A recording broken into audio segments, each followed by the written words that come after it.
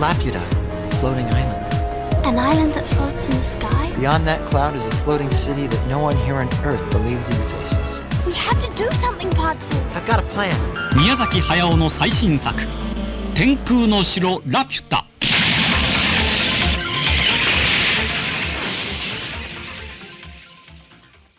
You heard it up top.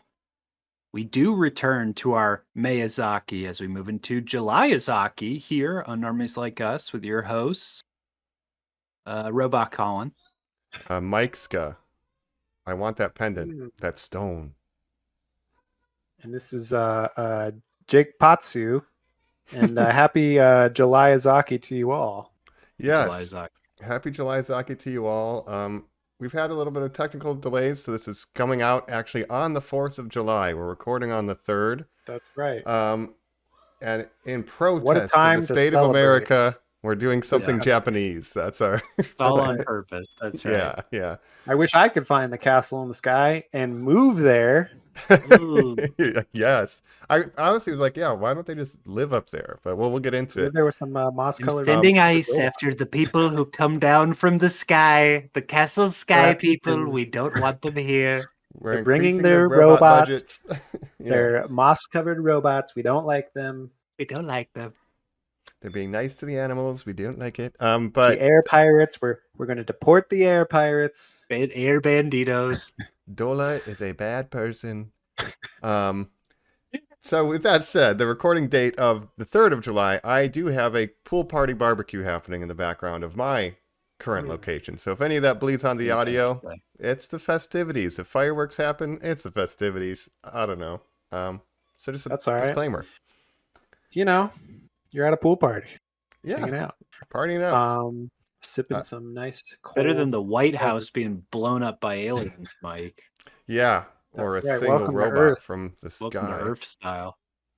But I'm excited to be back talking Miyazaki. This is the third one, the first Ghibli movie, and this is all new territory to me. I hadn't seen this before. How about you guys?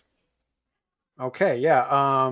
For me, I have seen it before, of course. I've seen all of Miyazaki's films except his first one, which I obviously saw, Castle of Cagliostro. So I watched it again for this, and I want to ask you guys, dubbed or subs, of course. I watched the Japanese language version, which before I had only seen the English dub, which I'll talk about as well. But I want to hear your guys' experiences. Full original dub. That's kind of how I'm doing all these, obviously. What about you, Colin? Yeah. We took enough time in between this episode, my fault, that I actually watched it twice. So I did both versions. Okay, cool. Yeah, I was going to do that like I did with Nausicaa and stuff, but I was like, I started the English dub and I was like, you know what? Actually, no, I don't want to watch this again right now. Yeah. And my history with this film is going into it, I believe I told you guys that this was the only Miyazaki I had never seen before. Wow. As I turned this on, roller coaster, because after the first couple scenes I was like, I've definitely seen this movie before. Sure. And then as this movie wrapped up, I was like, I've never seen this movie before. It's just so much like other Miyazaki movies that I was like jumbling it up in my head. Okay. Well, let's see. He has 3 movies with the word castle in the title. So right there you have a floating castle in the sky. Castle of Cagliostro and Howl's Moving Castle. There's Howl's Moving Castle. There's the Castle of Cagliostro. This movie features, of course. What if a castle was a country? Nature, what if a castle was in the airplanes. sky? What if a castle could walk? Yeah. But no, this is probably one of his lesser known movies out of all of his filmography. People know the Spirited Aways, your Princess Mononokes, your Totoros. This one's a little bit less known, a little bit more hipster if you say, oh, but have you seen Castle in the Sky?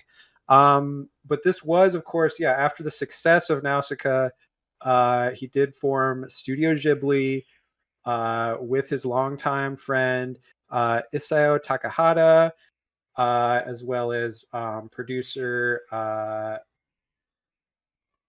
Had the name on here and then I lost it. Fair. Never mind. I'll come back to that. But so after the success, they did decide to form an animation studio, and this is the first film released by that studio. Yeah, and I think the second one to be released by that studio, don't quote me 100%, but it's made by his collaborator, Grave of the Fireflies, I think might be the next one to Yes, so come that out. was Isao Takahata, Yeah, who is his like the other directing big thing. director that worked there for a long time.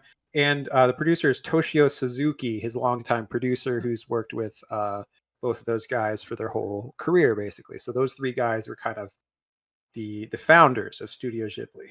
Yeah, so I'm excited to talk about this one. It's basically like the foundation of Disney Japan, and this is the one that kicks it off. So it's a culturally a big deal, I think that, Yeah, yeah. this Great time Fireflies period. actually came out. So this came out in '86. Castle in the Sky. Great Fireflies came out in '88, along with My Neighbor Totoro, which we'll talk about next month. And Hmm. that was really sort of as a double feature with My Neighbor Totoro and Grave of the Fireflies. A A very, Barbenheimer? yeah, My Neighbor very Firefly. totally important. My Neighbor Firefly. So, Yeah. but when I turn this on and the title card for Studio Ghibli comes up for the first time, because as you're pointing out, the last couple films we've covered were not Studio Ghibli films. Is it a retro additive that I get the Totoro as the mascot? Like, did That's he a good question. exist before we got to the film of him? I guess is my question. Like the I next wonder. film. Yeah, I don't know that for sure. That's an excellent Yeah. question. My Because guess is Totoro is sort of the Mickey Mouse of Studio Ghibli. He's the Yeah. mascot of Studio Ghibli. no, that's a good question. I would assume that that's added later, like once the distribution rights Must to the be. West are I would say nailed in. probably Yeah. added later. And I I wonder know what the about original logo is.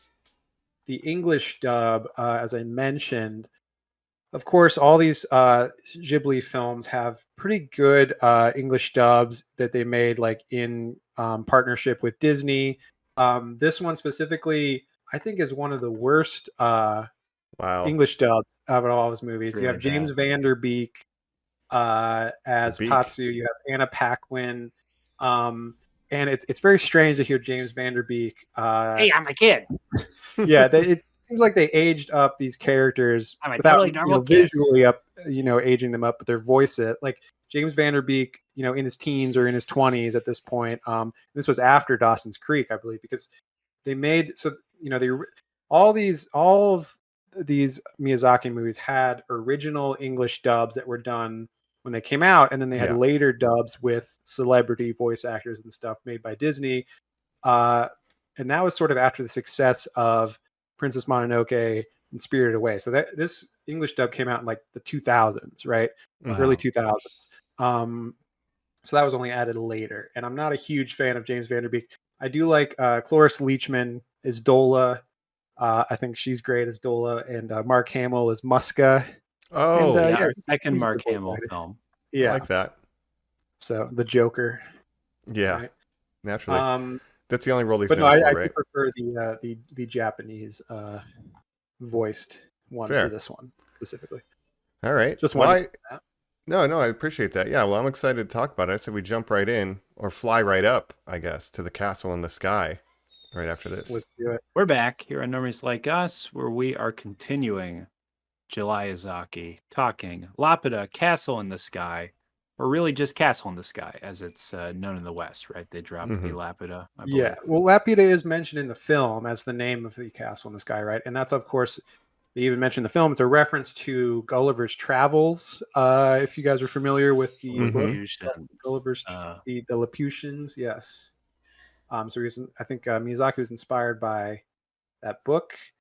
And I also wanted to mention up top, coming up with the ideas for this film, he visited Wales in the mid '80s and Cool. on just a research trip, I guess, when he was in production for this movie, and he witnessed a coal miners' strike in Wales in 1985, and that really inspired him, left him with a lasting impact, and that's why you have this coal miners' town in the beginning and everything. The only of course- words Miyazaki's ever said in English are "kill Margaret Thatcher." That's fascinating. Yeah.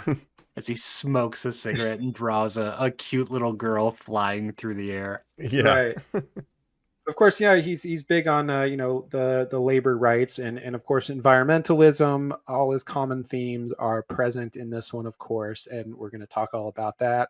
Is aviation. We have air pirates once again. I can't wait to talk about the different airships and things in this movie. So fun. Yeah. What did you guys think, first of all? Initial reactions, I guess, because you're both seeing it for the first time, sort of. Or Yeah. Colin, you don't, not sure if you saw it or not. It's a dream. Yeah. For me, I liked it. It feels like a mix of ideas from both Cagliostro and Nausicaa. Like Yeah. with, not to get too ahead, but like an ancient secret and a magic item, and then pirates and weird helicopters or factions. Like it feels like both of those things are kind of mashed together in this one. For sure. Yeah. And I But think I enjoyed it. this is kind of his first, like, it's just a straight up like action adventure movie. That's Yeah. kind of one thing I like about it, where it's just like, yeah, it's just about these kids going on in a crazy adventure, and they meet pirates and, government people that are chasing after them, and they do all kinds of crazy stuff. I have And it's just a fun movie. It's not like super deep or anything, but it's just a good time. no, I have in my notes that like at its best in some of these action scenes, it feels like classic Indiana Jones. Yeah. Yeah, Yeah, it's a lot of fun. absolutely. It's Miyazaki's That's, version of an action adventure movie. I didn't love it. I liked it. I was kind of surprised that it maybe has the weakest female protagonist out of a Miyazaki film, in that she's not super proactive. I would say that's the big kind of weakness of this movie, is that I think both Shita and Patsu are kind of passive characters. Yeah. And it's kind Almost of just in an about Indiana Jones way, Mike, which is kind of interesting. Yeah. Right. yeah, they're just thrown into these surroundings. Yeah. But I was super impressed. Here's what I didn't expect. The name Castle in the Sky, and like seeing the image of like a girl and a boy sort of holding each other, and the robot just kind of like spinning, which was sort of like the VHS cover that I was familiar with for this. It gave the projection of kind of a Disney movie. Mike, you called these like Japan's Disney. But Yeah. what I didn't expect was that this could sort of be placed in the Lupin and Porco Rosso canon of like one of his more kind of like adult, violent, like people must die for the cause. And like at the end of this movie, when I'm like, wait, did these two kids just like blow each other up? Like it's so like, it seems like it's so violent and the stakes are so high in a much more interesting way than I expected. Right. A lot of firearms aimed at children in this one. Yeah. And like a war, like countries at war, and like you know, we different said like factions. air pirates, which is like goofy, but like also they will like kill you. So Pirates are one of my favorite parts of this. The military. absolutely. Yep. And one thing I do love about this movie, and it's probably one of my least favorite Miyazaki movies. Not that it's bad, I just think it's less good than some of his best movies. Yeah. But I do love certain things about it. And number one, I think, is I love the aesthetic.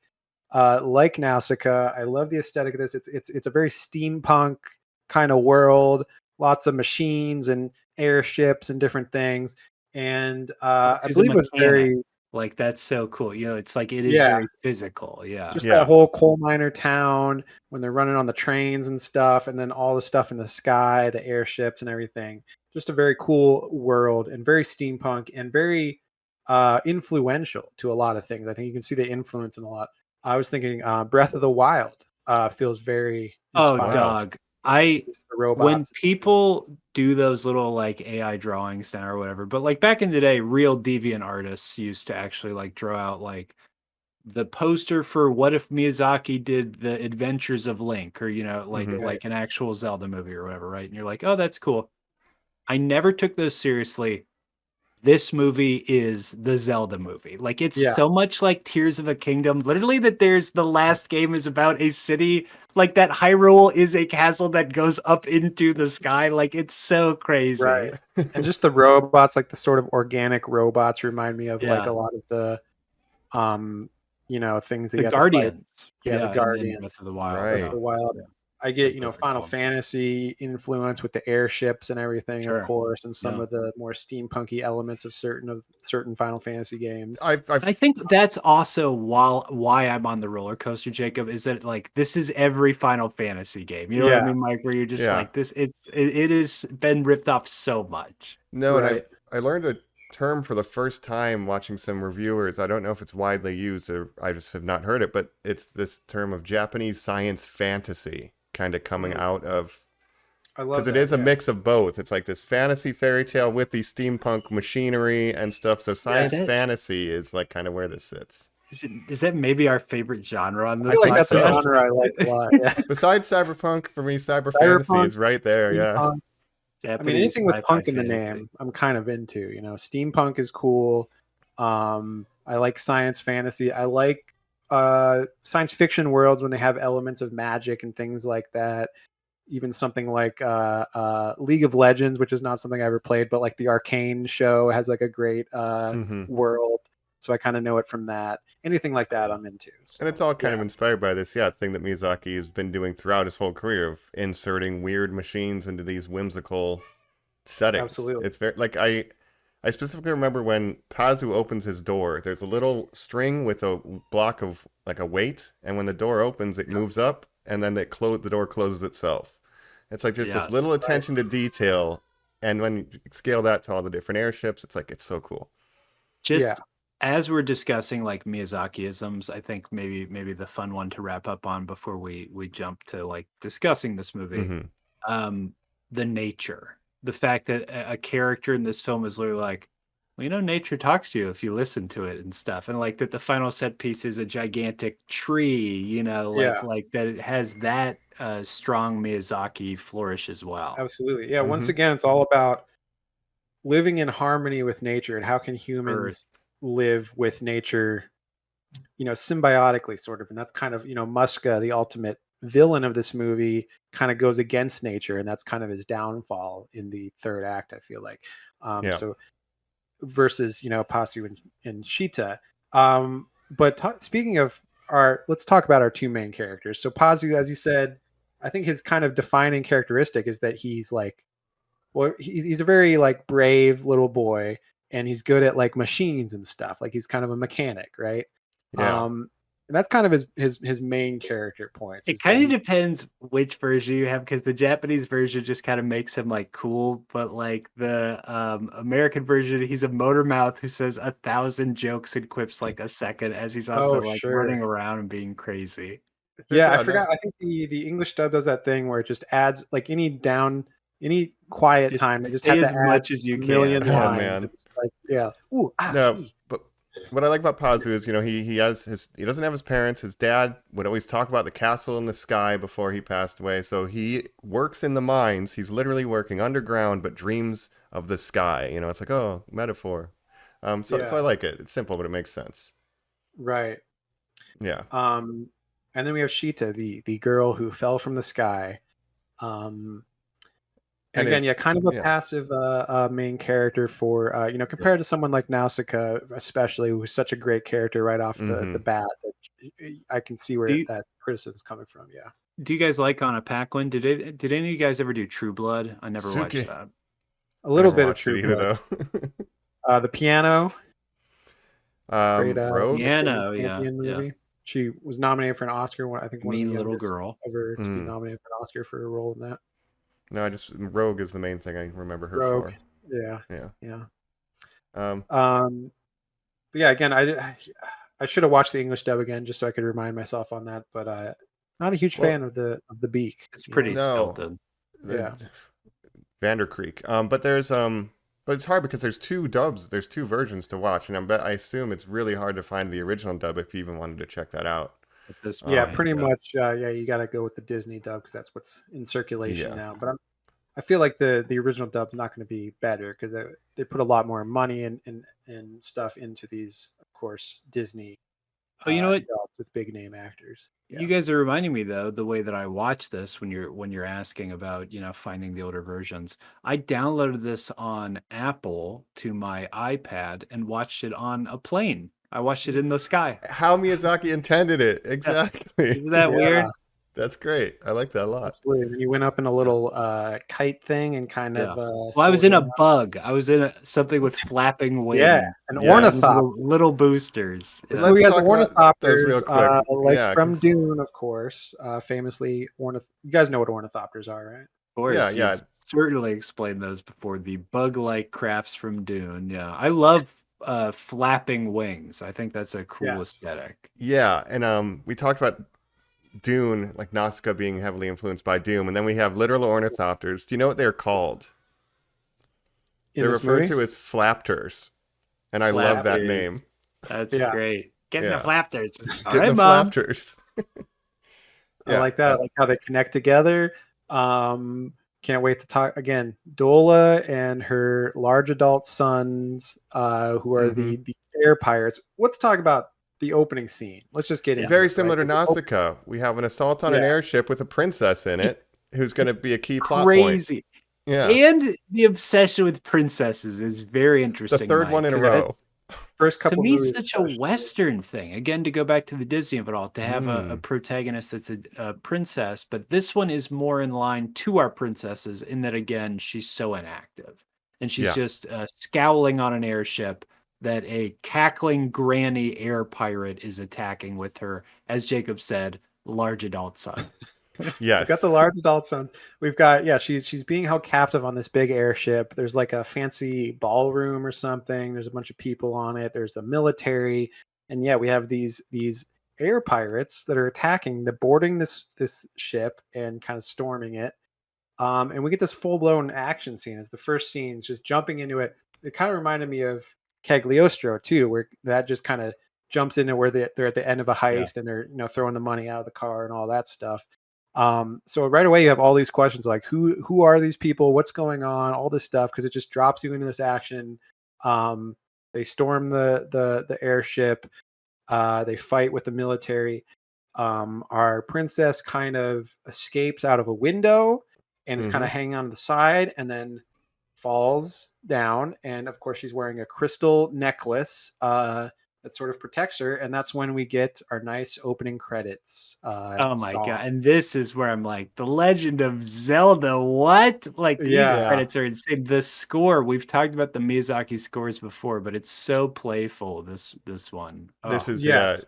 Joe Hisaishi back at it again, crushing Joe it. Hisaishi, who's done who's done all the music for all of Miyazaki's films, I'm pretty sure. Wow. And, he nailed it with Nausicaa, and this one is also very good. I like and I think I read that like originally for the Western release they wanted a more like orchestral score, because this one has like electronic influences and stuff, which I really love about it. Yeah.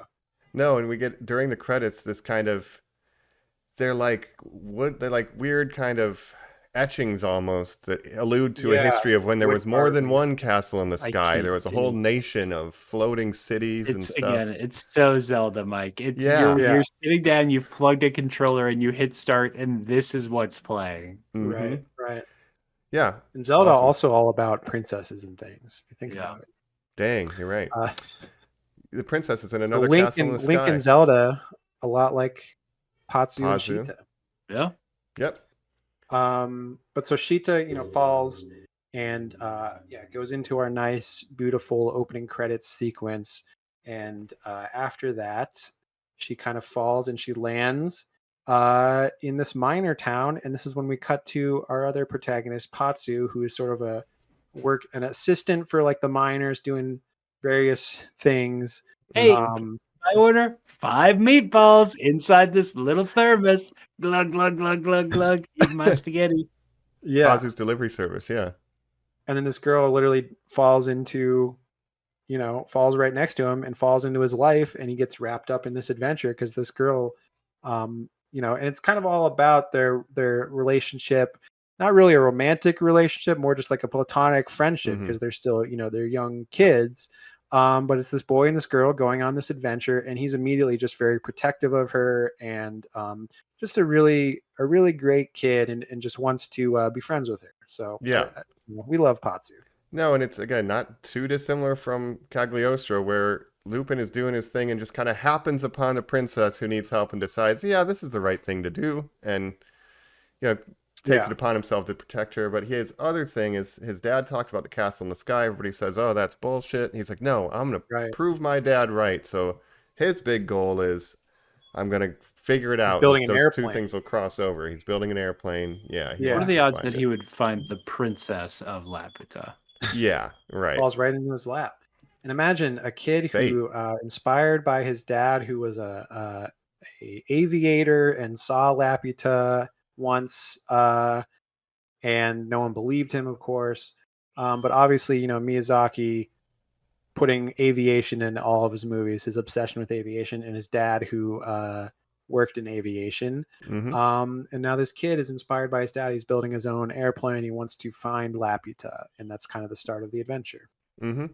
And then eventually, the pirates kind of catch up to them, and then then we get this thing where his prime directive is to protect her, so they're just kind of being chased and on the run for the first leg of this.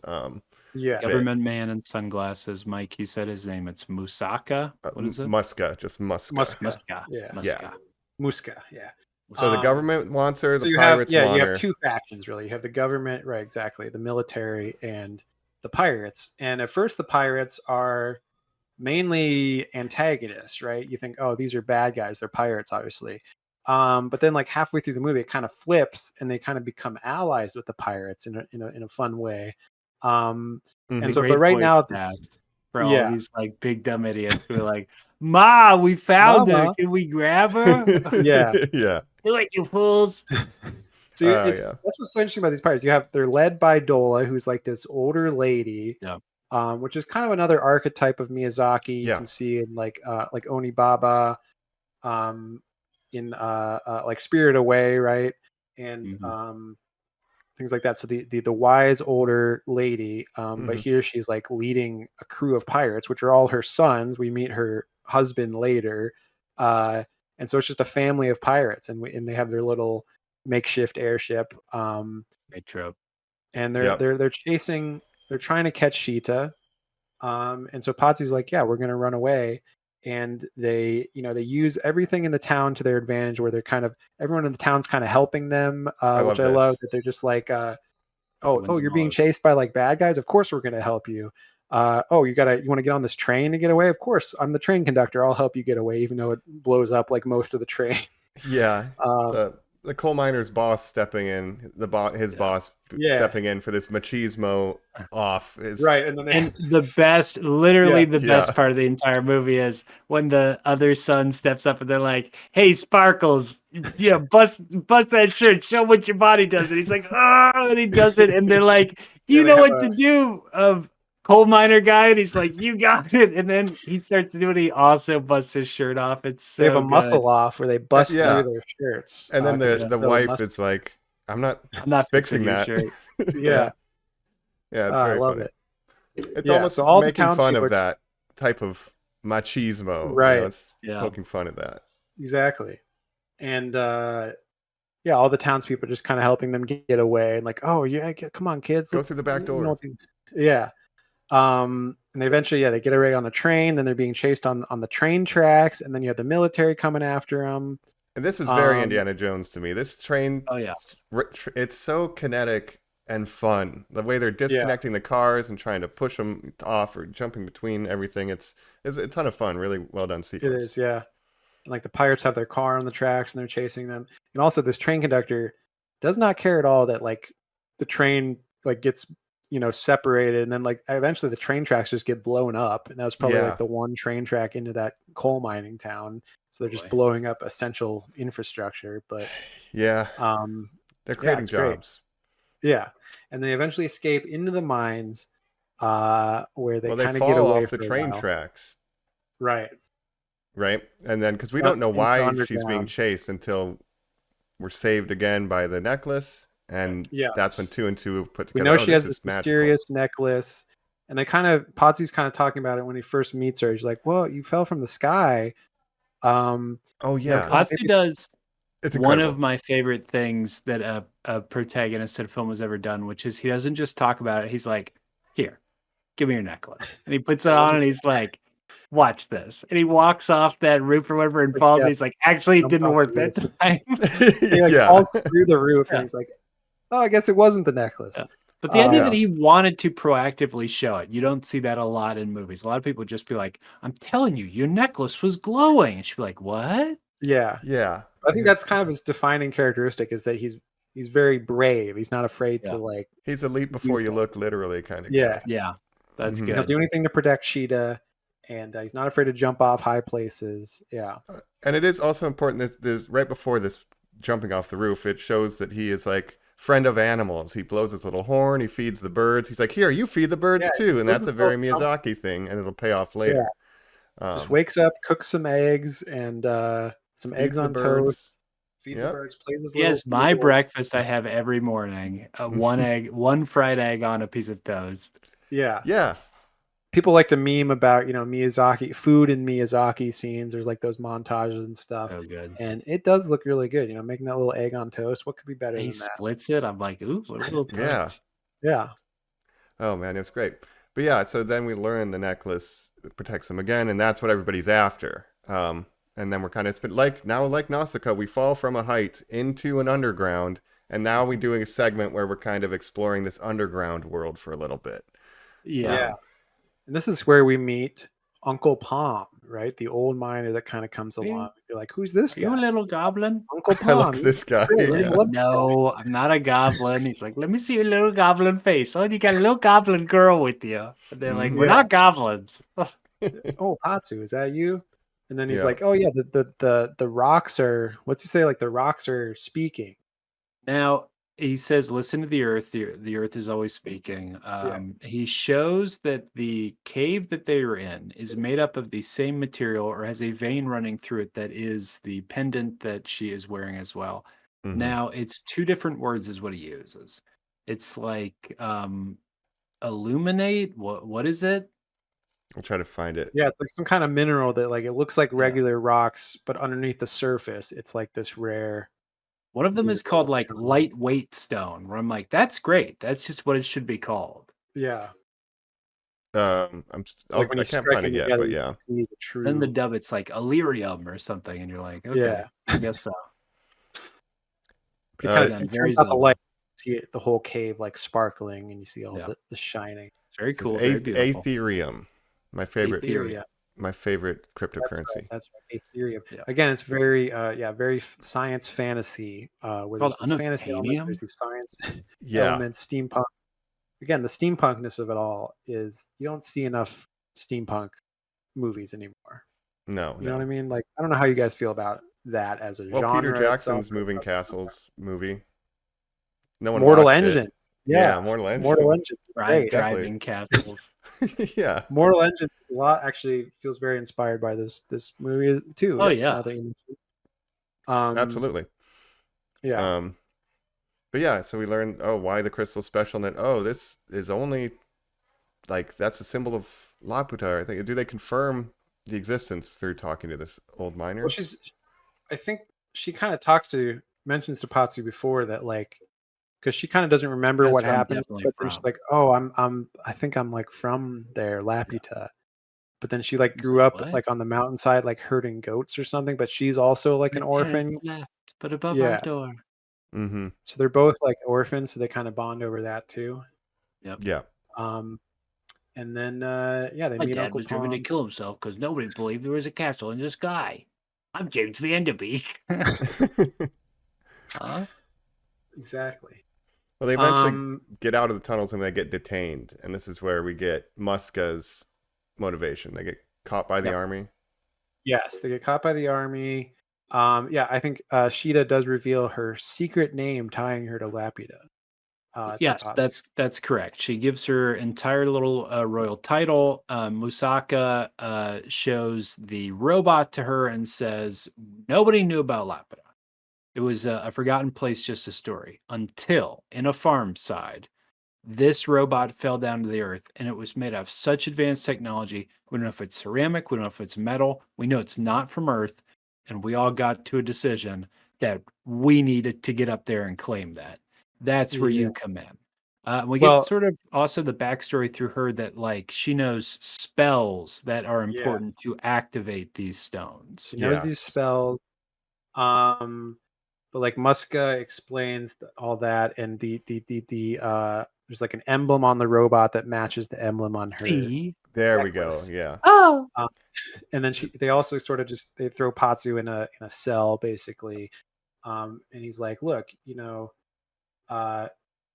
you got to come with us to Laputa. I'm gonna let Patsu go. We'll give him some money. Of course, she makes a deal. She very Yeah. interestingly says, I don't care about Laputa. It's not where I'm from. It's, I don't feel at home there, whatever. I want Patsu back. And he's like, we can arrange that, little Mm-hmm. girl. There's a lot of Yeah. very creepy energy going on there. No, and this. Oh, we also, never mind. We haven't gotten to the part where she works for the pirates, where they're all like, Oh, I'm yeah. in love with you. Oh yeah. Which is Um, so crazy. weird, To a but 12-year-old, basically. Yeah.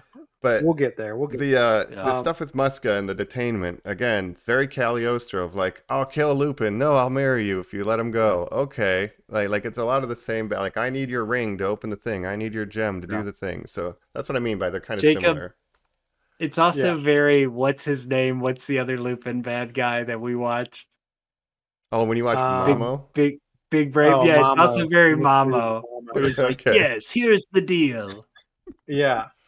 And yeah, of course. So she cuts the deal to get him released. Yeah. Right. So Pazu kind of goes home. I gotta forget about Laputa, but Laputa's my favorite thing ever, other than Yeah. Pacey. And he doesn't want to leave Sheeta, obviously, but he goes back and he gets back to his house where he lives by himself. He kind of walks in the door, and who's in there? It's Dola and the pirates, and they're just eating a bunch of food, having a great all time. this food. Like, what the hell? Oh, what are you doing here, kid? Yep. So like, and this is kind of where they make an alliance where they're like, we want to go to Laputa too. That's why we were chasing Sheeta. We want that dang crystal. Crystals are big score. They're basically now Team Rocket, right? Mm-hmm. Yeah, they're kind of chaotic neutral, where they're not really bad guys, but they are pirates. They're kind of just after treasure, and that's why they want to find Laputa, because there's supposedly a bunch of treasure there, right? Right. When we first meet them, we don't know why they want Sheeta. We're just like, oh, we must protect Sheeta. So once they kind of explain, look, we're just kind of chilling. We want treasure. Like, that's it. We want treasure. You can chill with Sheeta once we get there. We just want treasure. Come with us if you want. Right. So Patsu's like, yeah, let's work together. Like, let me join you on your ship, and we'll go, rescue Sheeta together, and we'll go to Laputa. And now we're on pirate time. Pirate time, baby. This is interesting because, like, the first 30 minutes or so of this movie, it's like them being chased on land and stuff. And they go underground. You think, oh, they're just going to be chased on land for a lot of this movie. No, they end up in the sky, castle in the sky. You get to the sky pretty early on, and they're doing sky stuff. There are flying machines in this. This Pirate Alliance part is too long. This is the most poorly paced sequence for me. It seems to invest too much time trying to get me to like these pirates who I have liked from the first second they've appeared. So really, I don't need that much runway. You know what I mean? Mm-hmm. Yeah. Well, are you talking about after they rescue Sheeta from the military, of course? Because, I'm sorry. Did I jump ahead? A little bit. Well, when they get to when Sheeta gets on the airship, and so that's when most of the airship stuff happens. But if Sheeta's being with the military, they have that robot. The robot kind of activates and starts. She does a spell. She says a spell. Yeah, she does a spell, and it starts going crazy, blast and stuff. Yeah, there's this big action scene. It scared me. But obviously, it's not hurting Sheeta because its job is to protect Sheeta as the royalty of Laputa. But it's and it's got a busted arm and a busted leg, and it's still so formidable, and it's not even at full power. I like this robot more than the ultimate weapon from Nausicaa, that weird monstrosity. Yeah, I really like this robot. Do you like the look in the design, Mike? I love it, and when we meet more later, I understand why they're at the Ghibli Museum. They're super cool. Yeah, those robots are great. Yeah, we meet some later on the island. And I was thinking, you that movie, The Wild Robot? Another big inspiration there, where that robot reminds me a lot of these robots, where it's all it's almost stolen, isn't it? Yeah, I never thought very inspired by and when we see it activate, it appears to be a weapon, and then later we learn, what if a gun didn't want to be they're peaceful? It was only doing that to protect Sheeta, but it's again this it has duality immense power. But yeah, it only wields it for protection. Yes. And Sheeta Sheeta at first is scared of it, but then realizes that it's protecting her. Mm-hmm. And so as this is kind of all happening, and eventually it is destroyed by this giant military airship, the Goliath. Yes. But while that's happening, the pirates show up and rescue Sheeta. And a harrowing But action scene too, trying to get her off yeah, the rooftop. It's very well done. absolutely. Yeah, there's a lot of good action in this and a lot of stuff with just being in the air. And like if you're afraid of heights, like a lot of the stuff Potsu is doing, it's like, dude, like you're not afraid of falling or Bro anything, but hooks he's his not. legs He's on getting and very hangs brave. upside down to like grab her. It's so Yeah. crazy. Sometimes when he's like jumping in the engines, it's Mhm. like almost like he's jumping into a painting. The background is so well animated. It's almost a detriment or complaint you want to give to Miyazaki to be like, you're almost too good that the backgrounds are over detailed, but like you don't want to ding somebody for that. So it is cool. Yeah, Yeah. yeah. I mean, the backgrounds are part of it. He's just very courageous, and yeah, they have the Yeah. part where she grabs on as he's hanging upside down, and they end up on the airship with the pirates, but the Yeah. Cheetah's crystal gets left behind with the military, which allows Muska to use it to navigate because since it's activated, it's like pointing a straight line to where Laputa is in the sky, so it's kind of a compass. Yes, and I have Shadow of Colossus radar going off at this moment. Like, Yeah. okay, the sword Yeah. beams to the next Yeah. one. I'm like, okay. Sure. Yeah. Yeah. And then we're doing pirate So shenanigans. this is when for a we had little the bit. pirate shenanigans where they end up on the airship and they're basically like put to work. They're like, you're part of the crew now. You of course have to like pull your weight. And so Patsu, like you go meet the dad of this family who's like the mechanic who keeps the ship running Mhm. and go work with him. And then Sheeta, you come in here and you're gonna do all the dishes and the cooking Put and on a everything. princess dress. Oh yeah.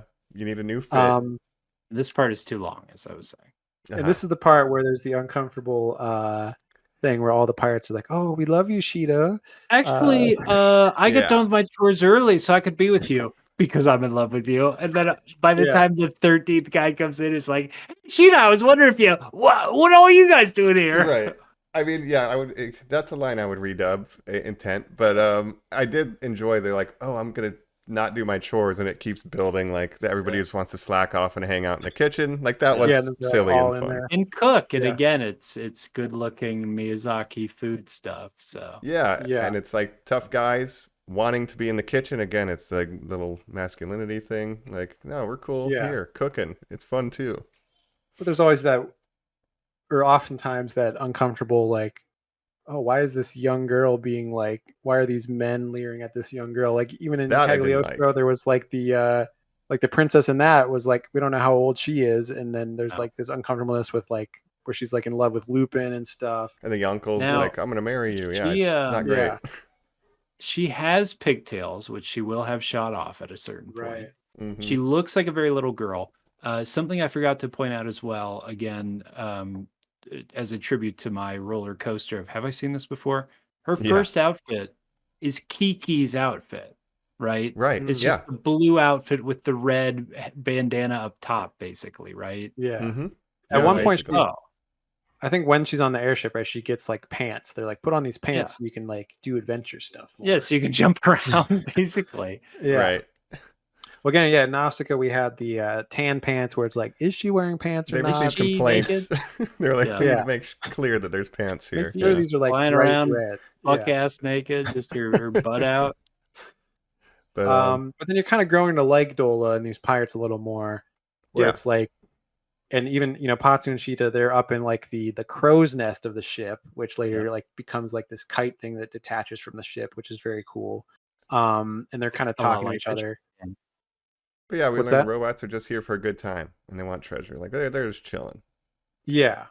But on the ship here, yeah, they're talking in the crow's nest, and then Dola's kind of listening to them, and she has like this tube that kind of runs so you can Still is spy on nicer people. than she's letting on. Hey. Yeah. Oh yeah. That little conversation up there was great. Yeah.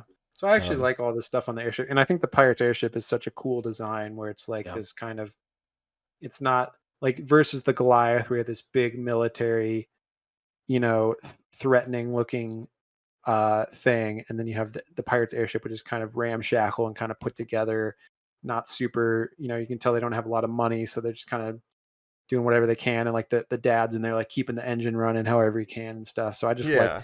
I like their whole vibe. It still feels know? kind of homey. you Yeah. know. But Just the life aboard the air. creativeness, I wish yeah, I could yeah. be an air pirate and live on an airship. That'd These be a great are life. the ships that what I'm talking about. Like, I wish I had a personal flying device. I wish I had the Flopter. Yeah. Yeah. Oh The man, when Flaptor. they're flapping around on the Flapptors, and I like that they have fly mode and glide mode. Just that the little bit of imagination Yeah, behind dude. that idea. And they can also like Booster if you really need to connect and get. become like a Yep. centipede Yeah. type of thing. Yeah, Very dude. cool. They're so Why aren't cool. we gaining altitude? Too much weight. Mm-hmm. Yeah. Yeah, the Flappers are great. And the creativity to have the crow's nest be a detachable glider, like I love that's this too. Yeah. They're really like, clever. yeah, you can, it's attached by like a rope, but it can kind of go above the airship and extend out. And it's got like a glider so they can kind of glide around and look at stuff that they maybe couldn't see lower on the ship. Yep. Also in Nausicaa, we had a cable attached glider to a larger ship situation. But Between this and Nausicaa, I think that has like every kind of cool flying machine you could ever want. The because invented Nausicaa's glider's Yeah. super sick too. Yeah. Yeah, NASA's glider, and then even that 2-person craft that they use and in Nausicaa and everything. And then this one, yeah, the airship and the Flapptors, the ornithopters. Mm-hmm. It's great. Yeah, that's great. So they're racing to Laputa. They both kind of know the pirates and the military are both kind of heading there at the same time, chasing each other. And we get some air battle stuff where the Goliath shows up and they kind of have to avoid it and not get blown out of the sky, right? husband says you wouldn't normally take on a ship like the Goliath head on, and the mama pirate says like, "The girl's worth it," or something like that. Yeah. It's really nice. And yeah, they're kind of evading in the sky. And then, Patsu and Sheeta, they get detached from the ship in their little glider, and they see a big cloud with like storms going on within this big cloud formation, and they're like, that's got to be Laputa. If we just fly into the storm, we're definitely going to get there. Mm-hmm. So that's what they do. And there's like lightning and stuff, and they're flying through this crazy lightning storm, and then the skies part, the clouds part, and it's this beautiful island in the sky. What Yeah. they discover is a barren kingdom, though. There is Yes. nobody It's living the there. It's ruins of the completely castle. empty. Nature has taken course except for one robot, which he notes. He's like, it's actually not the robot from before. This is a different robot. It's a different robot. Yeah, it's Mossy Boy. Yeah. It's kind of covered in moss, protecting the animals there. We even get a reference to Nazca. We get the fox squirrels, Yeah. or whatever. Her I little was pet. going to Tetos. ask. Those Yeah. are the exact same ones, right? It's gotta Oh be, my right? God. Yeah. No, they Yeah. are. Same eye color, same fur color. Yeah, those are little Yeah. Tetos. So same 100%. universe, right? This is going on while those bugs are while the This is- poison's That's in the everywhere. distant This future. was in the sky. Yeah. Yeah. Oh, I guess But, so. Yeah. but the foxes survive that long. Yeah. Right. I This is a guess so. prequel to Nausicaa before the toxicness takes over. The the miners world. are getting the golems materials are to released. create Yeah. the bombs to destroy the world right The now. fire Yeah. giants. No, I love seeing so then we get the Teto. kind of yeah. Go ahead. Sorry. No, and just this sequence again, it reminds me of Cagliostro after they drain the water of like, and here's the ruins. Here's the Yes. mystery civilization that's been lost, right? Again, a lot of ruined castles revealed. Common Mhm. themes throughout these first 3 movies. Definitely a lot of common elements that are sort of reused or interpreted.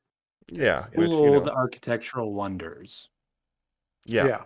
Yep, absolutely. But this would get a little bit of a calm before the storm, I guess, when the military will show up. But we see that the robots are peaceful and this kind of stuff. Oh yeah, and I forgot to mention Muska, the sort of the guy in charge of the military, but he's not there's the general that's leading the military, and then he's kind of like I guess, I'm like in the CIA charge. agent or Actually, something. as a It's just spy like a guy for in a our suit. government, I'm Yeah. your boss. Mm-hmm. A guy in a suit, sunglasses, who's very kind of threatening. But when he had Sheeta captive, that's when he revealed to her that not only is she the princess of Laputa, part of the royal line, but he is also part of the royal line of Laputa, and that's his secret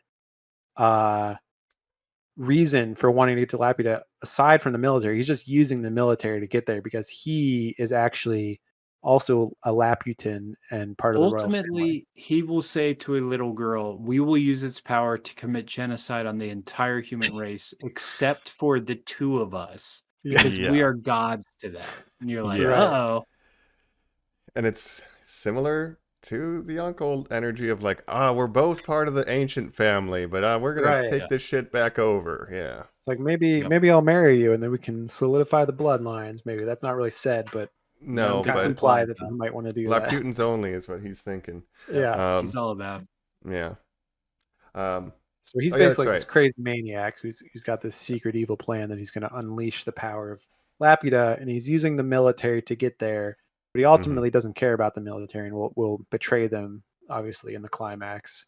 He again asks her to cast the spell. She has a flashback to her mother where the mother says, "Remember, you also have to know bad guy spells." You have to know the because bad spells to make the bad good spells give stronger. bad spells give the good power this good spells their strength. Mm-hmm. You're Yeah. like, ooh, that's crazy. And You she need the has one balance. that she would never say, but she does activate it, right?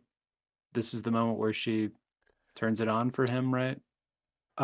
He's able to. He has the stone, and he's Laputan, so he's able to access the ruins by Oh, himself. Yeah, well, I think that's what Oh, makes the beam come out and kind of He's point able to to Laputa. run the weapon by Yeah. himself right now. Yeah. So yeah, they kind of land in their glider on Laputa. Then they're kind of exploring by themselves for a little bit. They meet this nice robot. And then they see the military has showed up and the pirates are there. The pirates have all been captured by the military and kind of being held captive. They're like, okay, we kind of need to like help the pirates and like stop the military and do all this stuff. We're gonna kind of climb around the castle, do more stuff that if you were afraid of heights would be kind of scary. Yeah, Jumping a lot around. of that. Yeah. to your death. Sheeta does eventually get captured, by Muska, and then he's giving his speech, and then we have a portion of Pazu trying to free the pirates and also free Sheeta from Muska, and this is kind of what we're all building to. And Muska's like, at first he's like, yeah, military, do whatever you want, like loot the castle or whatever. But once he gets inside the castle and he unlocks the power of the castle, he's like, guess what? I'm a secret evil bad guy and I don't even care about you military guys. I'm going to like kill you all right now. It doesn't even matter to me. Check out this That sky beam. beam. He demonstrates the weapon. He's like, in this crazy? Yeah. Wipes out the army. Mm-hmm. And the army's like, what the fuck? And then he makes a hole in the ground, right? And they all kind of fall. And then he says, "I will use this on the human race." Mm-hmm. And then she was like, well, we have to stop him. And She runs, grabs the crystal. Yep. Yes. Now, meanwhile, as this has been happening, what is our boy's name? Porco? Pazu. We'll meet Porco Rosso. in another movie. Pazu. He has we've seen the pirates use gas grenade launchers before. You almost think they're like flares or whatever, but they have these sort of like mini rocket launchers. He's running around using one of these, blowing holes in the walls, slipping through, and he's making a path in such a way that she is running and running and running and being chased by this maniac to get the crystal back. And he wants to get her through the wall, but instead she says, no, take the crystal, throw it in the ocean. That's the most important thing. Mm-hmm. Yeah, because Muska needs his crystal to activate a super weapon. Yeah. But also Pazu's got this gun, and he only uses it to make pathways. It's a pacifism thing from Miyazaki. Like, he's never turned the gun on somebody, even Muska. Not trying to he even just kill these guys. Yeah. Right. And he's trying to free the pirates. He should. Ton of robots running around too. We're seeing just a ton of robots going around killing the military, and it's like, whoa, they have a lot of those. Right. Just really effective, showing a half-working one that well, if there's 100 of them, the military's got no chance, right? And also, he uses the weapon on the Goliath and basically blows up the Goliath, the big airship, the military ship. Which at that point, man, you're like, I can't even get off of this thing. Like, I'm fucked. Like, if you're the military, just give up.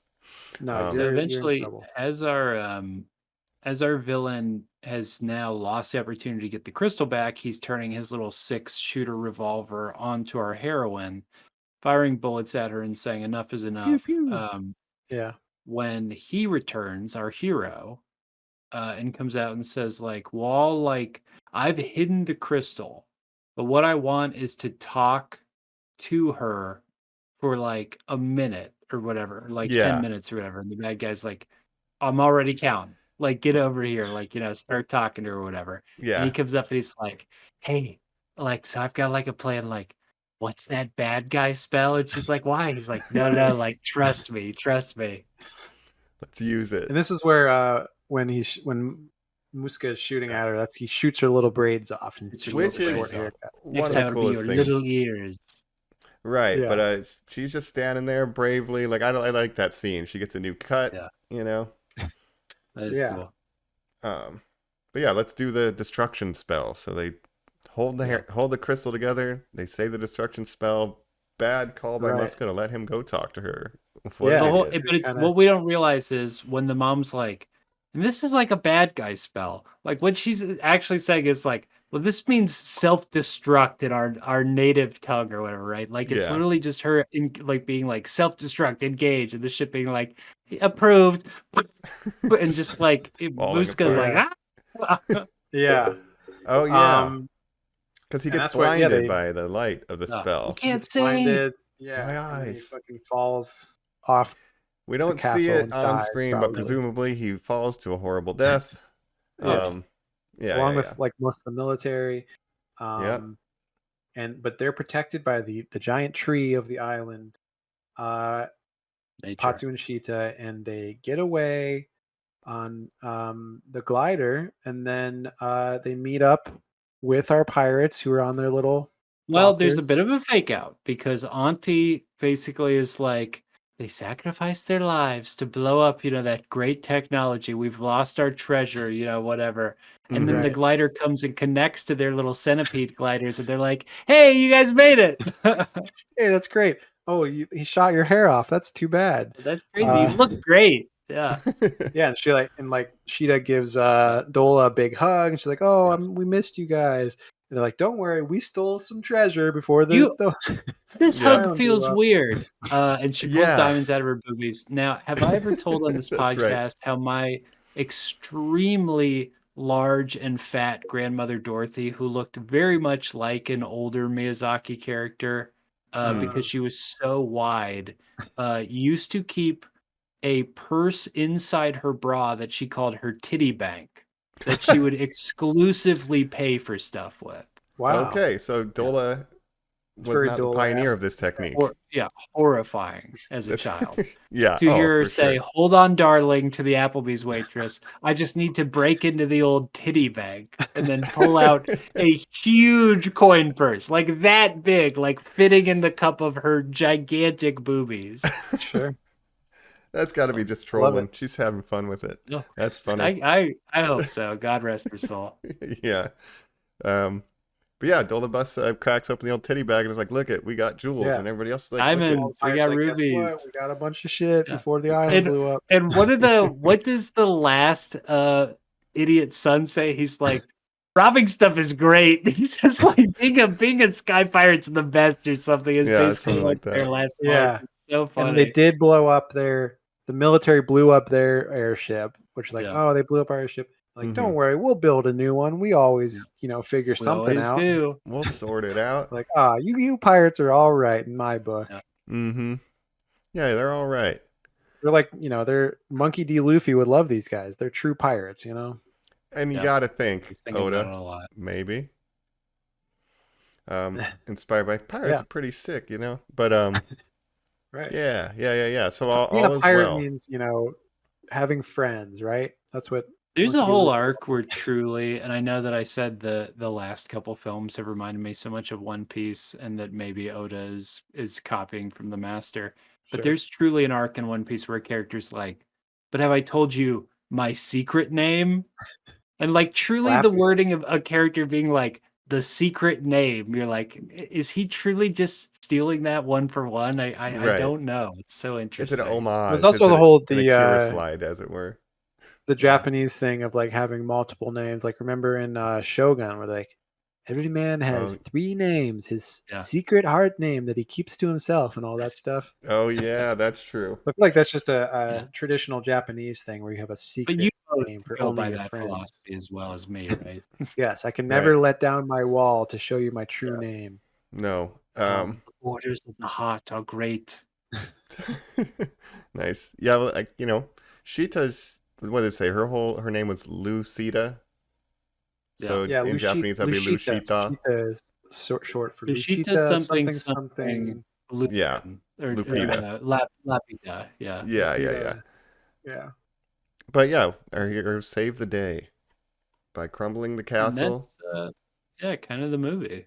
That's They right. They kind of destroy meet all up the the- pirates, and then they're like, "Well, good seeing you guys," and they kind of go on their way, and the pirates wave goodbye, and that was a great went through adventure it they went on. So much quicker than we usually do in other Miyazaki movies. And this one is 2 hours, but it's a kind of just straight ahead adventure film. Like it's pretty easy to plot out. Yeah. Yeah, again, it has less maybe going on than Nausicaa, in terms of like themes, but there's still the the environmentalism theme, the man versus nature, and you have Muska kind of representing the worst elements of humanity versus Shita and Patsu, who are kind of like the best parts of humanity and living in symbiotically with nature and stuff, and the robots and all that. Yeah. Well, like the ending, like Muska's interested in Laputa for its destructive power, and they effectively remove all of its destructive power, and then it's just a tree, like, and then it's just nature, right? It has no capacity to harm, right? But it can still save lives. Yes, it can still grow, and have fox squirrels on it. So they got all that going on. Yeah, it is a very straightforward action adventure, and which I think was Miyazaki's intention. He's like, I want to make an adventure movie for kids, is what he said. Basically, like, I want something that kids can enjoy and have a good time watching this adventure. And it's really based in these 2 kid characters, Patsu and Shita, who are just good kids, Mm-hmm. And that's Castle in the Sky. Yeah, it's pretty much like we said. It's just 4 segments. You got intro, train chase, underground exploration, captured, meet the pirates, finale. It's it moves a little bit slow down at the pirate part, but yeah, it's just action adventure. A lot of cool set pieces. Yeah, I think it's moving pretty good. I think maybe the third act was my least favorite part, when they're kind of running around the castle for a long time. And I kind of lose interest a little bit during that. But just me thing. Something I wanted to ask you guys in the last couple episodes that we did. Jacob, you love to bring this up about this trend we're currently in. Live action How to Train Your Dragon, like these live action Lilo and Stitch, these dumbass things. Yes. These Miyazaki films, to me, there's truly one, Porco Rosso, where I'm like, you could make that a live action movie. But I want to ask you guys, that would be interesting. How about this one? Could you ever see this as a live action film? I just think it wouldn't be as good. That's kind of my main argument, is like, why take something, animation is such a specific medium where you can do a lot of things that you can't do in live action, or they're much harder, or you have to use CGI or effects, and it just wouldn't be as good as animation. Yeah. So why even do that? Why you do that? Yeah. I think it would disappoint Miyazaki. You're gonna make this man kill himself, for Christ's sakes. Yeah. There's something, with these first 3, like the backgrounds, the watercolor, like the medium of animation is just being used to like its maximum effect in all these. Like there's like a little nook in his house that had an apple and like a candle in it, and it's just like somewhere in the background. It's like, who thought about that? Yeah. You gotta eat our egg on our toast, and also for dessert I have a green apple and some candy. And she goes, really? Yeah, you got everything in there. That's some magic backpack, is what she says. That's right.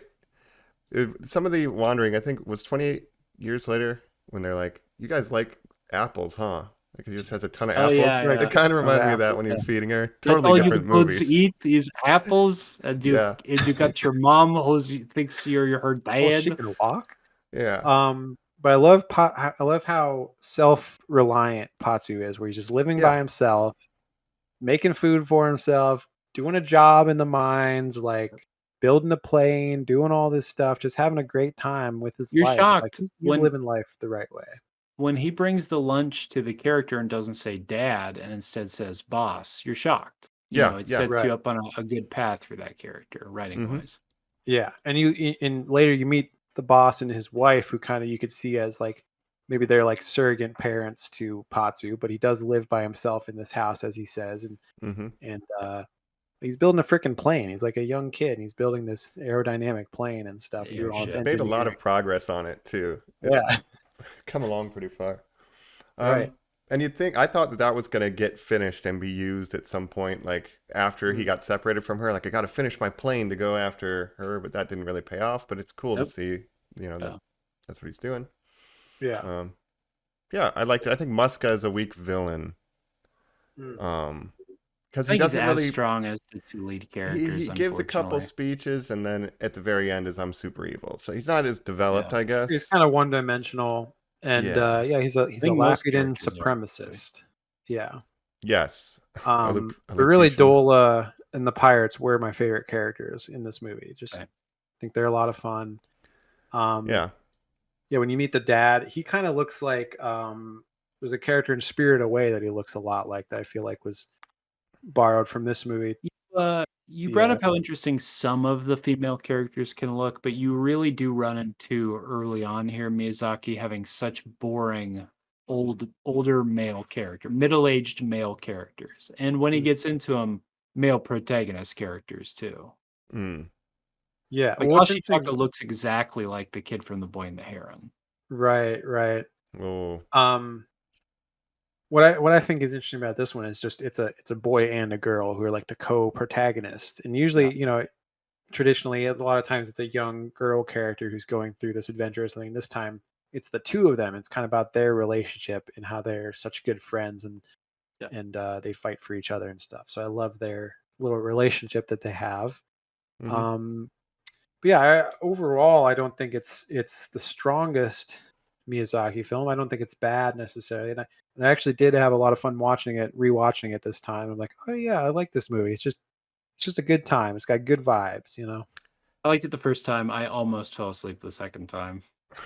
Sure. Well, did you watch Japanese first or English first? I watched English first. Okay. And so, what did you think of like the James Van Der Beek they're animated? horrible. Yeah. It's terrible. But I do like Cloris Leachman as Dola. I think she does a good job. Well, I will not be checking out the English dub, for the record. No, stick to the Japanese. Yeah. What do you think? Should we jump into final thoughts? I think that's a good idea. Let's jump to final thoughts in the sky right after this. In the sky. We're back here on Normies Like Us, where we are giving our final thoughts and wrapping up, talking about what Jacob called off pod very cleverly, Podcastle in the Sky. Yes.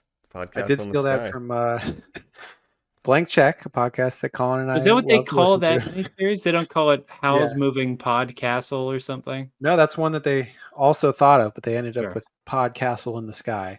And I've Do been they have kind of Podcast Mononoke, or is... Yeah. well, generally, so they'll do a whole filmography of a filmmaker on Blank Check, Right. and they'll name that each series something with pun with podcast based on one of the movies. And I think they picked Right. Podcastle in the Sky for their Miyazaki series, which they did back in 2019. But Oh, I've wow. kind of been going back and listening as we do these and just getting a little extra context, because it's a good podcast. Not as good as our podcast, obviously. Ours is No. the best, but they've been doing it longer. They're doing pretty good work, though. Keep it up. Yeah. So check those out. 2019 Miyazaki Blank Check episodes if you wanted more Castle in the Sky discussion or Miyazaki discussion. But for us, let's talk final thoughts. Yeah, I think Colin joked about this earlier, but the more I watch Miyazaki movies, the more I'm having a growing fear of heights that never existed before. Like, I've been fine with heights, You just but don't want to fly. I don't want to hang Makes off of me- a castle that's... I don't want to hang on the chute that robots are coming out of that also shoots a Yeah. laser beam. Yeah. It makes me want to have an airship and just fly around. That's and be a cool. pirate. Yeah. But I liked it a lot. I thought, I talk about first acts frequently. 18 minutes in, we know Pazu, we know Shida, we know what they got to do, and we know the motivations and the goal. It's like it's set up in a right amount of time. Classic kind of screenwriting technique, at least for the opening act. I like that it gets going quick. It's like that first act is a lot of Drops you fun right with the into the train. It action. really stood out to me. Yeah. A mise en Yeah. scène, is that what it's called? Right? Mise en Jumping scène? right Yeah. into the En media Mise en scène, like res. the, En media rex. Oh, in media res. Oh, That's yeah. what it's. I'm Yeah. totally like right. the, It's the in mise en media aesthetic res. scène. and the aesthetic. That's right. Yeah, it has good Mise mise en en scène scène. too. Yeah. We went to film Yeah. school. Again, actually, this is considered like a seminal steampunk work because it was Wow. inspired a lot of later steampunk Yeah. stuff as a subgenre. Because one of the and diesel Flapptors or punk, something too. is a crank start. Yes, It's like so cool. Like just a lot little of stuff crank, like a that. lot of gears. God, we've got Wild Wild West. Yeah, yo, we wouldn't have Wild Wild West without this. Yeah. That's right. Another classic. Jim West, It's a Desperado. mix of epic action adventure and techno ecological theme has earned it cult status. Huh. So again, it's a lesser known Miyazaki. When you're talking to Yeah. people, they'll mention the Spirited Aways and all that. But this one, 1986, even Nausicaa, I feel like is better known maybe by the normies than this one. Mm-hmm. I can mention, so I mentioned some of the inspiration or the influences, but a lot of anime and manga artists have cited this as a big influence, including Hideaki Anno, who of course was an animator on Nausicaa. That's right. And the so his anime series Nadia, The Secret of Blue Water, which I've never heard of. I don't know if you guys have, but it was an anime series that Anno made before Evangelion back in 1990. Nadia of the Valley of the Blue Water. Yeah. Evangelion. That's what the full title Nadia, of The this was. Secret of Blue Water. Get in the Flapptor, Pazu. Yeah. Yeah. It was inspired by the works of Jules Verne, which I think also this fair. movie, Castle in the Sky, very Jules Verne, 20,000 Leagues Under the Sea, inspired. Novelist. Castle Under the Water. Yeah, Nautilus, the Goliath. You like the pirates a lot, Jacob. I like them too, and they are very reminiscent of the environmental activists from Cowboy Bebop that want to save the Ganymede sea rat, and they have their old mother who's leading them, and they're kind of oafs. Yes. Very similar. There's so much like Futurama and the mother character on that with her idiot son's mom. Oh, yeah. Yeah. Yeah, honestly, for sure. So yeah, I guess the trope of an old lady who's in charge and then her sons started with this maybe. Just a bunch of oafs. Yeah, but it is funny how like so many like anime artists and manga artists are just like, just obviously revere Miyazaki to a level where it's like, Miyazaki is like the great one, you know. The goat. And that's why we're talking about him. Yeah, including Ghost in the Shell director Mamoru Oshii and Your Name director Makoto Shinkai, who you guys love. Yes, I went on a spree. Have both cited this as among their favorite films. So there you go. So a lesser known one is very inspirational by other creators. I went into this one hoping for a Lupin level gem discovery where we all left that one being like, is this going to be my number one on my Miyazaki list at the end of the year? I can kind of forecast to you guys this might be my bottom for the Miyazaki series. My bottom. Yeah, sorry, go ahead. No, I'll be writing a letterbox for it. I haven't yet. Like I'm doing at least for all the Miyazakis and ranking it. I'm right now maybe around a 3.5. Like it's not bad. But because it's so similar to Nausicaa and Cagliostro, I've been hounding, probably annoyingly so. I would rather watch one of those because I think they're doing their own thing better than this kind of combination of both. But I liked this. Yeah. It was very fun, and I recommend people watch it, I guess is where I'm at. It's not a miss by any means. It's worth watching. Yeah. And I've ranked all these on Letterboxd back when I did my rewatch back in like December of 2023. And yeah, this was one of my lower ones. I think it was a 3.5 star. I think my bottom, like, it's hard for me to pick like my favorite Miyazaki film, but I think my bottom 3 when it comes to this whole filmography, and we'll get into some of these later, but it's this one, Ponyo, and Howl's Moving Castle. Really? Two Castles. Yeah. Howl's Moving Bottom Castle might be three. my least favorite. It's not bad though. Owl's a beloved, so that's hard to hear. But Ponyo, I can totally understand not fucking with, dog. Yeah, Ponyo. Again, yeah, It gets- Ponyo and My Neighbor Totoro are the two most aimed at younger, like very young audiences. And I think Ponyo, it's fine. It's not bad. Like again, I don't think Miyazaki's ever made a bad movie. It's just which ones are Right. your least favorite. We're you know? grading So on we'll a get into curve. those. Yeah, those will come later you because put those are the- both in the 2000s. But right now, you put this film over those films. yeah, I love the adventure aspect of it, and I love the aesthetic, the setting. Some More of the than villages like built Ponyo. into the mountains, some like just stuff in the background, like was blowing me away. This whole movie, yeah, it's gorgeous. Again, Howl's Moving Castle has a cool aesthetic as well and a cool setting, but it's I don't know. It's Is just it the- for some reason it's not Is my it the favorite. old lady protagonist that bugs you in that one? It's it's a young woman that turns into an old lady. Yeah, but you know due what to I mean. Like magic. you have to put up like the whole time with someone who's like, "Oh, slow down." Like the first time I watched that, I was very turned off because of that aspect. I think the whole thing just didn't sort of coalesce with me to the same degree where it's like there's a lot going on, but it's also more sort of abstract in what it's about than this. Almost like something like The Boy and the Heron, which I liked The Boy and the Heron a lot too. I can't wait to talk about that in like 8 months. But yeah, we'll get to those later Miyazaki movies. Right. But this What is we definitely like I have- definitely put Nazca above this. I definitely put Cagliostro above this, but I don't think it's a Oh, bad movie at all, and I think it's worth watching to just to see it because I think it is a fun aimed at younger kids, not super young kids, but definitely aimed at kids, and it's just a fun adventure. Yeah, Pazu does have his cheek grazed by a bullet. He almost gets his head shot off in this movie, so it's not Yeah, totally. there's some sanitized. violence and stuff, but yeah, again, it's almost like Tintin or something where it's just they're going on this kind of globe-trotting adventure. Indiana Jones, like you said. Tintin's a really good comparison, dude. You just hit the nail on the head. Yeah. So far, the only one of these that I've seen before in our Miyazaki review series is Cagliostro. So I hadn't seen Nazca, I hadn't seen this one, and I don't think I'd seen the next one. I was gonna say, what one are we coming up on that you have seen? Is Princess the next one? Yeah. Porco Rosso. Mononoke or Howl's, I can't remember which comes first, but the first one I ever saw was Mononoke. Princess.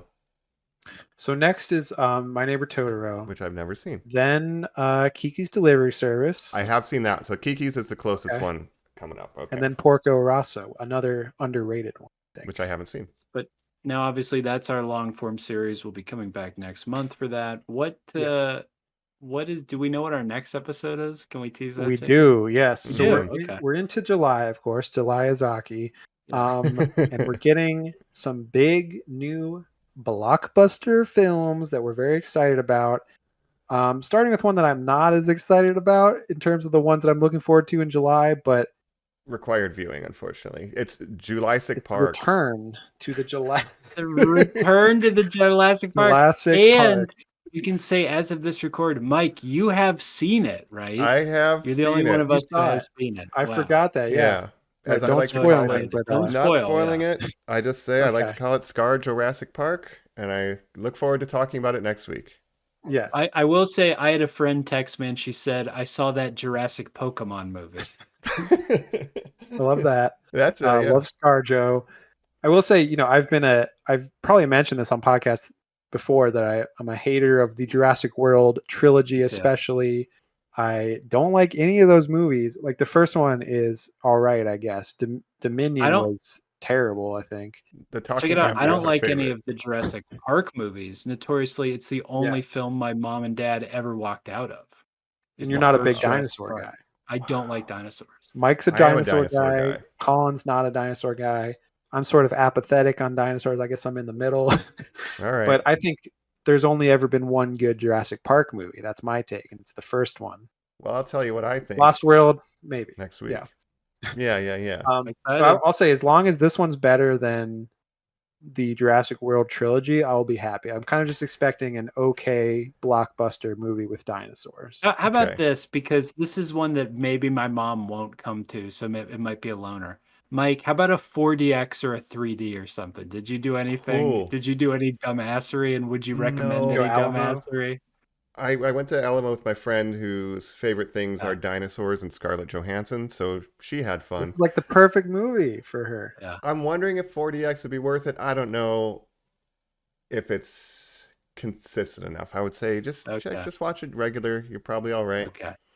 Unless you want to be freaky, then go do it. Jacob goes to the IMAX. 70 Oh, man. millimeter. Yeah, Gareth Edwards, how he intended you know. to see it. That's meant to see. Yeah.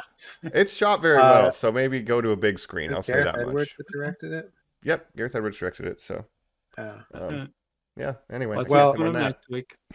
Yeah, due to just release schedules, it kind of be dictating. Of course, I'll tease 3 big episodes that we're doing in Please July. do. And so 3 big Yeah. movies that are coming out in July, and it's not F1, which I What? my Top Gun in a sister car? saw. My sister saw F1 and she said it was really good. So Wow. she said to watch I'm it. trying So to I talk don't my know if that's mom into true. going to it as I go Yeah. through Megan. Days of Thunder? Megan 2.0. Oh, Megan, I got some bad news for you about Megan Dog. 2.0. It bombed Nobody's going because to I see it. didn't go. Megan knew that I wasn't showing up, her biggest ally, and she Your said vote I have to counts. kill myself. Yeah. Bummer. And they're already like making excuses saying, "Oh, maybe we took a too big of a swing with this one, and we should have stuck to the No, sort of lower budget horror instead of making." I'm gonna it get the weird, popcorn bucket. It Get is it. Megan. Have you guys seen it? The I've popcorn seen it. I bucket haven't. is Megan. It's crazy. It is crazy. But yeah, we won't be talking about Megan. We won't be talking about F1. But next week will be Jurassic World Rebirth, and then we have the 2 big superhero movies coming up. We got Superman, and we James got Gunn. Fantastic Four. All right. All coming up in July. So Marvel versus DC. Who will win the Battle of the Capes? The Fantastic Win Four for don't wear Superman. capes, though. They don't wear capes, but Just saying. here's the thing. Here's the thing. It's Yeah. fantastic. That's the thing. Yeah. Yeah. Say that again. Sue's being transparent with me lately. So So That's a which one are you? stretch, I Mike. guess which one of those 3 are you looking forward to the most? Superman. Mike, you've already seen one of them. I mean I've been most excited about Superman all year, and I don't even like Superman. I want to see how James Gunn handles it. Wow. Handles a known character versus a ragtag group that nobody really cares about in pop culture. Sure. Handles the character. The character, the Yeah. Cleveland man himself, Superman. That's right. I was sure about that. For me, of course, it's DC boy, Superman all the way, James Gunn boy. I love it. So Rooting looking forward for to you. that one. Still looking forward to Fantastic Four as well. Pedro, my guy. Superman. Superman. Superman. Man. But Vanessa Kirby. we got some big ones coming up. Yeah. Vanessa Kirby, we love it. Cousin. He doesn't have a name. Yeah, He someone- legally changed his name to I'm Cousin. excited for our His next cousin. lecture. We're gonna have a lot of stuff. There's going to be a cover. lot on there for sure. Oh, but yeah. yeah, I had a great time with Castle in the Sky Laputa. Julyao-Miyazaki continued. Julyao-Miyazaki. We hope you continued with us. And of course, we'll be doing My Neighbor Totoro at the end of this month as well. So that's like That's our right. next 4 episodes teased right there. Yeah. And we hope Get a you quick ahead. are Buy your tuning in with tickets us now. and watching along with us for the Miyazaki. And we love the man himself, Hayao Miyazaki. We do. The He would great- hate this podcast for discussing his work. He would say, "Go outside, take a walk." Yeah, Probably, be in yeah. nature. Hang out So with your happy cat. 4th of Hayao to you all. Yes. Before the Julyao. Yeah. And of course, Normies, follow along at Normies_like_us. You can rate, review, subscribe to the podcast, but also tell us what you think if you're watching these Miyazaki movies. If you're excited for those films Jacob just listed off, that's going to be our next 20 episodes, then get ready and get ahead. But also recommend to us, say, hey, I do want you to do a Mathregan 2.0 episode. You guys can't get away Said without doing nobody. this. Said burner account at colin.com. Yeah. Emailing in. So, you can find us there. Check us out on YouTube, as always. And we've been your hosts. This is Colin in the Sky. With Mike diamonds. Scott. With diamonds. Nice. Yeah. Nice. Yeah. Yeah. And Mike this is Jacob in the sky Also with diamonds. Also, Also where with are you diamonds. keeping those diamonds? In your titty bag? In my In your titty titty bag. bag. Oh, Grandma. Don't Oh, worry, I got a jeez. bunch of loot from the castle. Yep. All I'm right. a sky pirate now. And the sky captain in the world of tomorrow. That's me. Oh boy. Yep. That's Anyway. that's not a good comp for this. Anyway. Say the secret kill word with me. Kapow! Kapow! I only Yeah. learned the bad spells to make the good ones stronger. That's why you got to learn your swear words, kids. Fuck off. No, I'm just kidding. Bye. Bye. Bye.